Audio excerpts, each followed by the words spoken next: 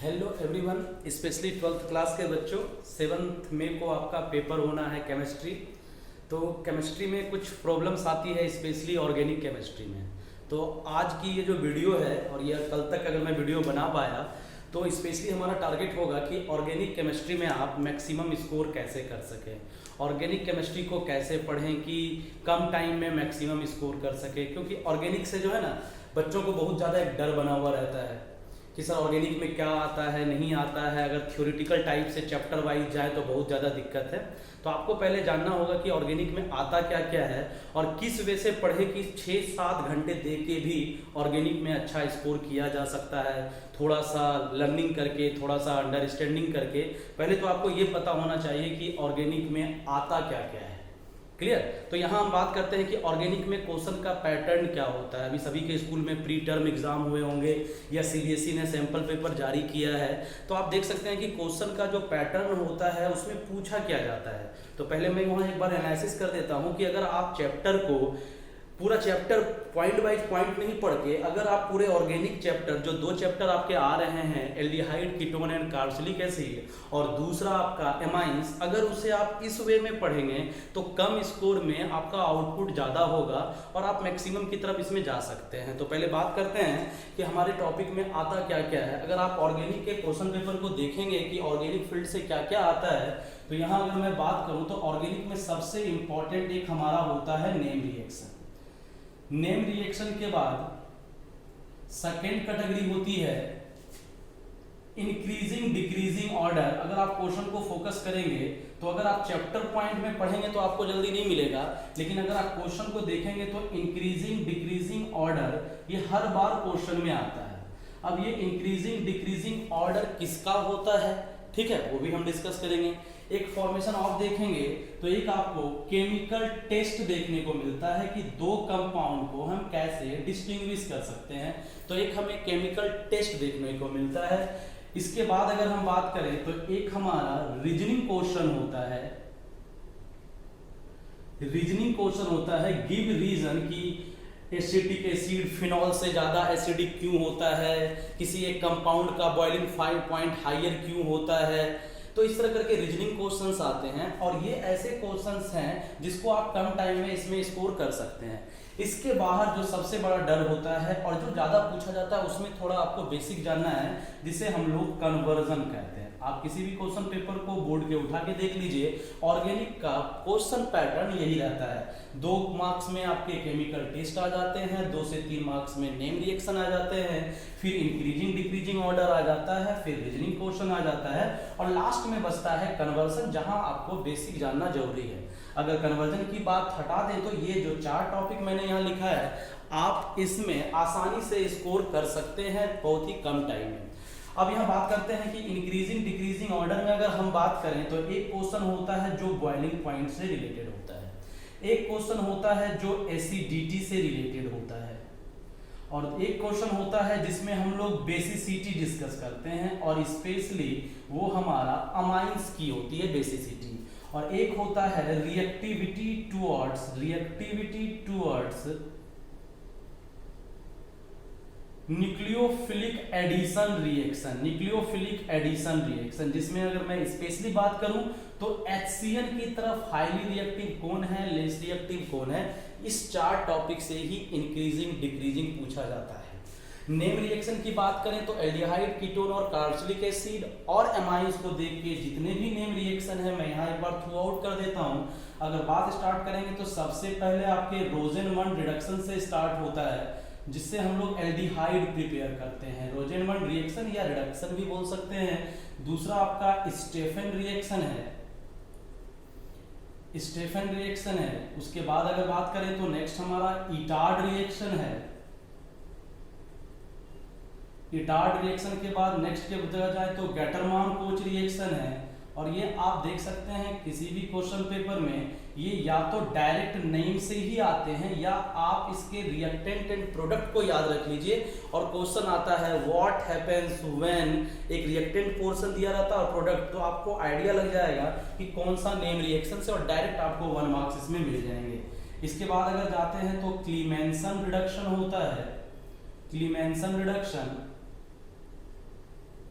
Ulf किर्शनर reduction. एक name reaction में आप एल्डोल कंडेंसेशन भी ले सकते हैं, अदरवाइज ये अलग से भी पूछा जाता है। केनिजारो रिएक्शन,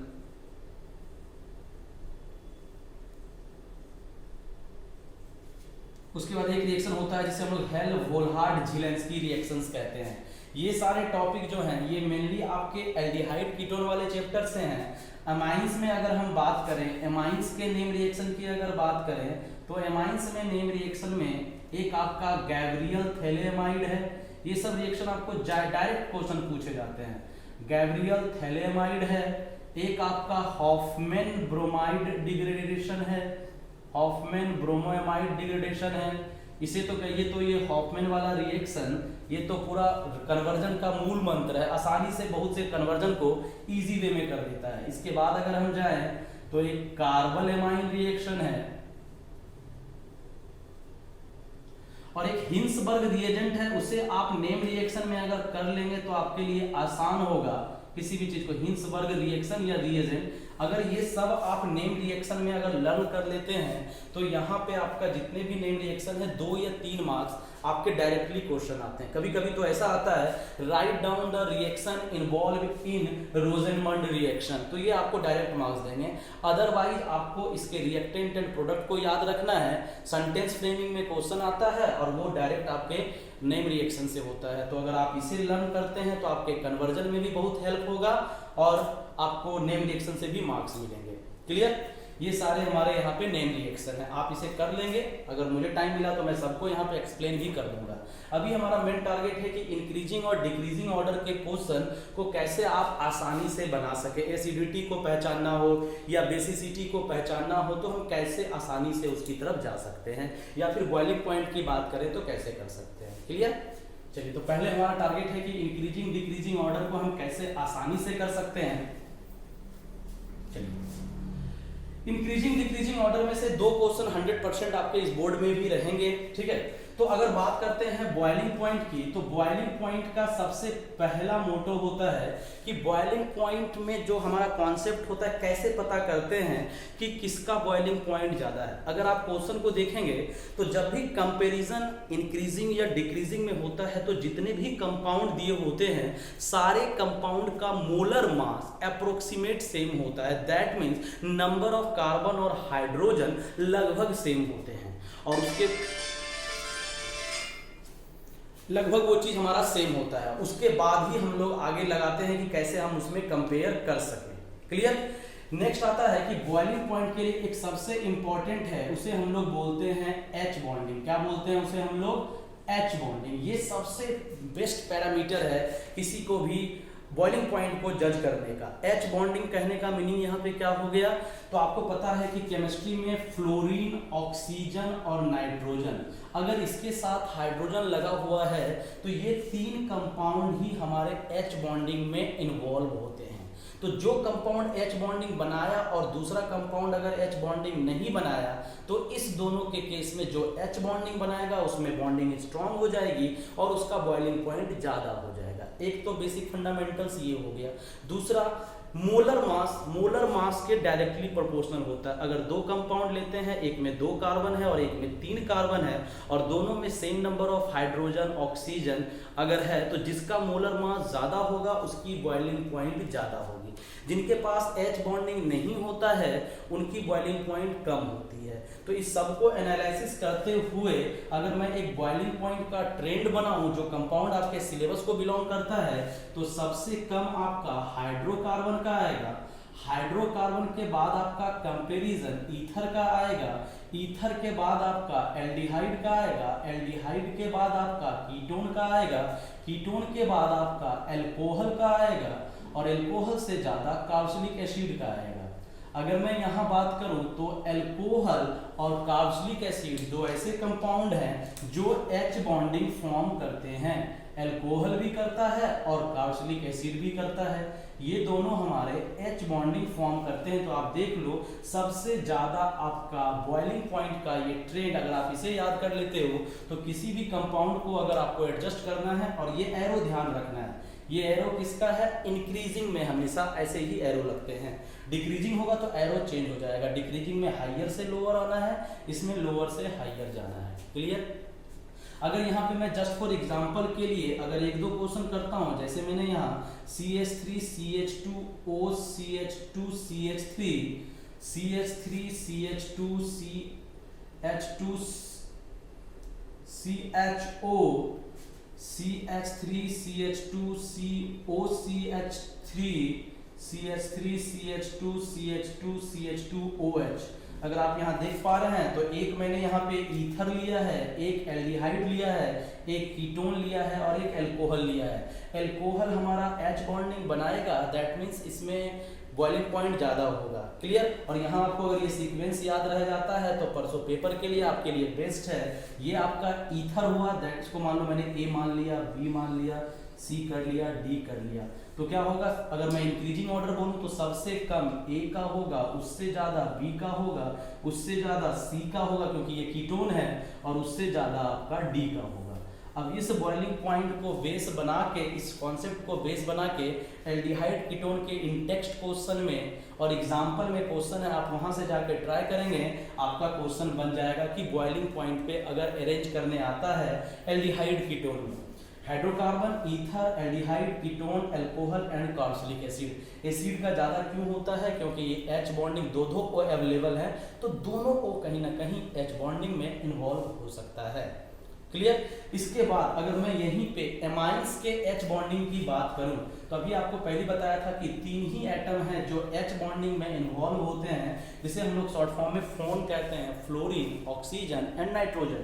अगर मैं एमाइंस की बात करूं तो देखिए, तो ये हमारा 3 डिग्री एमाइंस है, ये हमारा 2 डिग्री एमाइंस है और ये हमारा 1 डिग्री एमाइंस है।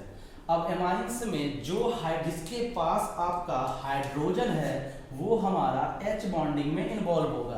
इसके पास दो H बॉन्डिंग है, दैट मीन्स कि ये H बॉन्डिंग में इन्वॉल्व हो सकता है, दूसरे मॉलिक्यूल के साथ आपस में कनेक्ट हो सकता है, बॉन्डिंग स्ट्रांग हो सकती है। इसके पास एक है और इसके पास तो एक भी नहीं, हालांकि इसका मोलर मास थोड़ा ज़्यादा हो जाएगा, लेकिन यहाँ पे दो H बॉन्डिंग बनाने के कारण इसका बॉइलिंग पॉइंट ज़्यादा हो जाएगा। अगर मैं यहाँ देखूँ तो सबसे बॉइलिंग पॉइंट इसका ज़्यादा, इससे कम इसका और सबसे कम इसका। तो अगर आप यहाँ पे एमाइंस में बात करते हैं तो ये फंडामेंटल अपना सकते हैं, लेकिन यहाँ पे आप मोलर मास भी अगर करें, मान लीजिए अगर यहाँ पे R की जगह कोई रिंग आ गया तो 6 कार्बन आ जाएंगे बेंजीन रिंग में, तो मोलर मास ज़्यादा हो जाएगा तो उसका बॉइलिंग पॉइंट ज़्यादा हो जाएगा। क्योंकि अगर बहुत कंपेरिजन ज़्यादा हो जाए तो H बॉन्डिंग वीक भी पड़ सकता है। क्लियर? तो इसमें एक क्वेश्चन आप एक्सरसाइज 13.4 के इंक्रीजिंग डिक्रीजिंग ऑर्डर वाला क्वेश्चन है, उसमें अगर आप चेक करेंगे तो वहां आपको बॉइलिंग पॉइंट के क्वेश्चन मिलेंगे, आप वहां जाके ट्राई कर सकते हैं। अगर आपसे पूछा जाए एमाइंस और अल्कोहल में किसका ज्यादा होता है, तो अल्कोहल का H बॉन्डिंग हाइयर होता है than amines due to higher electronegativity of oxygen. तो अल्कोहल और एमाइंस में अगर बोला जाए तो अल्कोहल का H बॉन्डिंग एमाइन से ज्यादा होता है, क्योंकि यहाँ ऑक्सीजन इन्वॉल्व होता है और यहाँ नाइट्रोजन इन्वॉल्व होता है। क्लियर? तो बॉइलिंग पॉइंट से आपके इतने ही फ्रेम के क्वेश्चन होंगे, एमाइन से पूछे जाएंगे या फिर उधर एल्डिहाइड, कीटोन, अल्कोहल को कंपेयर करके पूछे जाएंगे। इन टेक्स्ट में ये क्वेश्चन है, एक्सरसाइज में ये क्वेश्चन है, वहां आप जाके देख सकते हैं। चलिए, यहाँ है basicity towards nucleophilic addition reaction. अगर मैं इसकी बात करूँ basicity towards nucleophilic addition reaction, तो सबसे पहले न्यूक्लियोफिलिक एडिशन मींस कि न्यूक्लियोफाइल ऐड होगा। न्यूक्लियोफाइल का बेस्ट एग्जांपल आपके समझने के लिए CN-, न्यूक्लियोफाइल न्यूक्लियस लविंग, खुद पे आपका नेगेटिव चार्ज। ये आपका रिएक्ट करता किसके साथ है, देखिए जिसके पास ये ग्रुप होता है दैट मीन्स इसे हम एल्डिहाइड भी बना सकते हैं और इसे हम कीटोन भी बना सकते हैं। क्लियर? अगर एक तरफ हमने H फिक्स कर दिया तो ये एल्डिहाइड बन गया, दोनों तरफ कार्बन हो गया तो कीटोन हो गया। इसका रिएक्शन एक्चुअली होता कैसे है, कि अगर किसी एल्डिहाइड और कीटोन को यहाँ हमने ऐसे रिप्रेजेंट किया, ऑक्सीजन ज़्यादा इलेक्ट्रोनेगेटिव है, इसमें बॉन्ड का ब्रेक कैसे होगा, ये इसकी तरफ ब्रेक होगा। क्लियर। तो अगला स्टेप अगर मैं बोलूँ तो O पे माइनस और C पे प्लस। 12th में इतना केमिस्ट्री तो अब आना चाहिए कि ये ज़्यादा इलेक्ट्रोनेगेटिव है तो इस बॉन्ड को अपनी तरफ तोड़ेगा, तो इस पे माइनस और इस पे प्लस, ये चीज़ होगा। और ये Cn माइनस, अब आप खुद बताइए ये Cn माइनस किसकी तरफ अप्रोच लेना चाहेगा। हर बार जब भी एल्डिहाइड कीटोन O रहेगा ऐसे ही बॉन्ड ब्रेक करना है, ये Cn माइनस इसकी तरफ अप्रोच लेना चाहेगा। दैट मीन्स एल्डिहाइड हो या कीटोन हो, दोनों HCl से रिएक्ट कर सकता है या ऐसे किसी भी न्यूक्लियोफाइल से रिएक्ट कर सकता है। अब यहाँ एक कॉन्सेप्ट, एक रीजनिंग क्वेश्चन भी आता है कि एल्डिहाइड और कीटोन में which one is more reactive toward HCl। तो इसके फंडा पे बात करते हैं। तो Cn माइनस को यहाँ पे आना, Cn के ऊपर माइनस है, ये फिक्स है। यहाँ प्लस जितना ज्यादा होगा, Cn उतनी आसानी से अट्रैक्ट हो जाएगा। अगर यहाँ प्लस कम हो जाएगा तो Cn अट्रैक्ट नहीं होगा। तो अगर प्लस ज्यादा तो अट्रैक्ट आसानी से, तो इसकी रिएक्टिविटी हाई है। यहाँ एक पॉइंट है, एल्डिहाइड की रिएक्टिविटी कीटोन से ज्यादा होती है। अब कैसे होती है, एल्डिहाइड की रिएक्टिविटी कीटोन से ज्यादा होती है। अब कैसे होती है उसके बारे में बात करते हैं। कोई भी एल्डिहाइड अगर आप ड्रॉ करोगे तो एक तरफ ये होगा, इधर कोई भी कार्बन चेन होगा, और कोई भी कीटोन अगर आप ड्रॉ करोगे तो एक तरफ हमारा, दोनों तरफ हमारा क्या होगा, कार्बन चेन होगा। तो यहाँ पे अगर मैं बेसिक लूँ तो ये CH3 और ये CH3। अब यहाँ पे आपको इंपॉर्टेंट है, आप जान रहे होगे, एक हमारा ERG ग्रुप होता है और एक हमारा EWG ग्रुप होता है। अभी जब हम बेसिसिटी और एसिडिटी की बात करेंगे तो EWG और ERG का जानना बहुत ज़्यादा जरूरी है, तभी आप आइडेंटिफाई कर पाएंगे एसिडिटी इंक्रीज होगी या डिक्रीज होगी। अगर मैं ERG की बात करूं तो इसमें CH2CH3 ये दोनों बहुत ही ज़्यादा इलेक्ट्रॉन रिलीजिंग ग्रुप में यूज होते हैं। अब आप खुद देखिए, इसके ऊपर जब ये बॉन्ड ब्रेक होता है तो इसके ऊपर प्लस चार्ज होता है, और CH3 इलेक्ट्रॉन रिलीजिंग ग्रुप है, ये इसके ऊपर इलेक्ट्रॉन रिलीज करेगा, तो प्लस चार्ज है उस पे इलेक्ट्रॉन नेगेटिव आ जाएगा, तो ये प्लस क्या हो जाएगा, कम या ज्यादा। ठीक है, अगर प्लस यहाँ पे होगा तो ये प्लस आपका क्या हो जाएगा, कम हो जाएगा। क्या हो जाएगा, प्लस आपका कम हो जाएगा, क्योंकि यहाँ पे आपका इलेक्ट्रॉन आ जाएगा, यहाँ पे इलेक्ट्रॉन आ जाएगा तो इस प्लस को क्या कर देगा, ये कम कर देगा। इसमें तो दोनों तरफ से ERG है, ये भी ERG, ये भी ERG, तो यहाँ प्लस था, इधर से भी इलेक्ट्रॉन, इधर से भी इलेक्ट्रॉन, तो दोनों इलेक्ट्रॉन जब आ जाएगा तो ये तो और ज्यादा प्लस को कम कर देगा ना। कीटोन में प्लस और ज्यादा कम, एल्डिहाइड में थोड़ा कम। अब खुद बताइए, ये Cn माइनस जो एक न्यूक्लियोफाइल है, इसमें प्लस है, इसमें भी प्लस है, लेकिन प्लस ज्यादा कम किसमें है, इसमें ज्यादा कम है, इसमें थोड़ा कम है। तो प्लस यहाँ है, यहाँ प्लस खत्म हो चुका है या बहुत कम हो चुका है, तो ये Cn माइनस किसकी तरफ जाना पसंद करेगा, जिसके पास ज्यादा प्लस है इसकी तरफ जाना पसंद किया। तो पहला पॉइंट क्लियर हुआ, aldehydes are more reactive than ketone. क्यों, क्योंकि यहाँ प्लस चार्ज ज्यादा है। इसी को केमिस्ट्री के वर्ड में बोलते हैं हायर इलेक्ट्रोफिलिसिटी, मतलब कि पॉजिटिव नेचर यहाँ ज्यादा था इसीलिए Cn माइनस अट्रैक्ट हो गया, यहाँ पॉजिटिव चार्ज कम था इसीलिए अट्रैक्ट नहीं हो पाया। पहला रीजन। एक और रीजन है, आपने एक नाम सुना होगा, स्टेरिक हिंडरेंस। मैं समझाने के लिए अपने बच्चों को स्टेरिक हिंडरेंस को बोलता हूँ ट्रैफिक इन ऑर्गेनिक केमिस्ट्री। ये ऑर्गेनिक केमिस्ट्री में जहां भी बड़े बड़े मोलिक्यूल आ जाए, भीड़ बढ़ जाए ना, वो ट्रैफिक क्रिएट कर देता है नेक्स्ट कमिंग मोलिक्यूल के लिए। तो अब आप खुद देख लीजिए, इस दोनों में ज्यादा ट्रैफिक किसमें है, यहाँ इस कार्बन पे हमें Cn को अटैच करना है, यहाँ पे दो बल्की ग्रुप है, यहाँ तो हर बार एक ही साइड बल्की ग्रुप होगा ना, एक साइड तो हाइड्रोजन होगा। इस दोनों फंडामेंटल से क्या पता चल रहा है, यहाँ बल्की ग्रुप ज्यादा है, ये हमारा ट्रैफिक क्रिएट करेगा, दैट मीन्स Cn को नहीं आने देगा, Cn यहाँ नहीं आएगा। इसका मीनिंग क्या हो गया, ये कम रिएक्टिव है, आएगा लेकिन उतनी आसानी से नहीं आएगा, ये कम रिएक्टिव, और यहाँ पे ट्रैफिक एक ही साइड है, एक साइड से आसानी से आ जाएगा, इसका मतलब ये ज्यादा रिएक्टिव हो गया। ये लॉजिक समझ में आया। दैट मीन्स दो रीजन, एक स्टेरिक हिंडरेंस और एक हमारा इलेक्ट्रॉनिक रीजन। ये दोनों ये बताता है कि एल्डिहाइड की रिएक्टिविटी कीटोन से ज़्यादा होती है। अगर अब आपको अरेंज करने के लिए 4-5 कंपाउंड दे दिया गया जो कि एल्डिहाइड और कीटोन हो, आप आसानी से इस पे लॉजिक लगा सकते हैं कि कीटोन की रिएक्टिविटी कम, एल्डिहाइड की रिएक्टिविटी ज़्यादा। न्यूक्लियोफिलिक एडिशन लिखा रहे या मेनली HCN लिखा रहता है। अब एल्डिहाइड और कीटोन में अगर 4-4 कंपाउंड है तो जिस कीटोन में ज्यादा ग्रुप है उसकी एक्टिविटी और कम हो जाएगी। अगर किसी एल्डिहाइड में भी ज्यादा ग्रुप है, हिंडरेंस ज्यादा है, तो रिएक्टिविटी और कम हो जाएगी। जस्ट फॉर एग्जांपल, अगर मैंने यहाँ CH3CHO बोला और CH3CH2CHO बोला, CH3COCH3 बोला और CH3COCH2CH3 बोला, ये एल्डिहाइड, ये एल्डिहाइड, ये एल्डिहाइड, ये एल्डिहाइड, सबको एक बार करके देखिए। पहला आपका CH3C डबल बॉन्ड OH था, दूसरे की अगर बात करें तो CH3CH2C डबल बॉन्ड OH है, तीसरे की बात करें CH3C डबल बॉन्ड OCH3, यहाँ CH3C डबल बॉन्ड OCH2CH3 है। पहले दो एल्डिहाइड अगर नाम कर दूं ABCD और लास्ट के दो कीटोन। अगर मुझे इंक्रीजिंग ऑर्डर टुवर्ड्स HCN या टुवर्ड एनी न्यूक्लियोफिलिक रिएक्शन करूं तो कीटोन की रिएक्टिविटी कम होती है। दैट मींस कीटोन हमारा कम रिएक्टिव होगा। अब कीटोन में भी दो कीटोन है, किसके पास ज्यादा ट्रैफिक है वो और कम हो जाएगा। यहाँ देखिए 2 मॉलिक्यूल, यहाँ एक बड़ा मॉलिक्यूल, मतलब D सबसे कम। उसके बाद दूसरा कीटोन ज्यादा होगा, यहाँ तक तो क्लियर है। अब 2 एल्डिहाइड है, अब 2 एल्डिहाइड में भी देख लीजिए एल्डिहाइड कीटोन से तो ज्यादा होगा, लेकिन दोनों में अगर मैं ट्रैफिक की बात करूं तो ट्रैफिक किसमें ज्यादा है, ट्रैफिक आपका किसमें ज्यादा है, इसमें। तो इसकी रिएक्टिविटी कम और इसका रास्ता क्लियर है, सबसे ज्यादा रिएक्टिविटी क्लियर हुआ। अब कोई भी स्ट्रक्चर आपको पहले उसका स्ट्रक्चर बना लेना है और हमें उसके स्टेरिक हिंडरेंस फैक्टर को देख लेना है, क्योंकि इलेक्ट्रॉनिक फैक्टर जो ERG ग्रुप का इफेक्ट है वो उतना ज़्यादा इंपॉर्टेंट है नहीं। आप स्टेरिक हिंडरेंस को देख के भी अप्लाई कर सकते हैं। तो ये क्वेश्चन भी आपको इन टेक्स्ट और एक्सरसाइज में इंक्रीजिंग और डिक्रीजिंग ऑर्डर में मिल जाएंगे। क्लियर हुआ यहाँ तक? तो मैंने आपको यहाँ बॉइलिंग पॉइंट और reactivity towards nucleophilic addition reaction का सिर्फ फंडामेंटल आपको बताया। अगर आप इन टेक्स्ट में जाके देखना चाहते हैं तो देख सकते हैं, और अगर आपको नहीं मिलता है तो आप मुझे अगर कमेंट करेंगे तो मैं आपको NCERT के बता दूंगा कौन सा इन टेक्स्ट, कौन सा एग्जाम्पल और कौन सा एक्सरसाइज है। इस वीडियो के लिए ये वाला, अगले वीडियो में हम लोग एसिडिटी और बेसिसिटी को एक साथ पढ़ेंगे।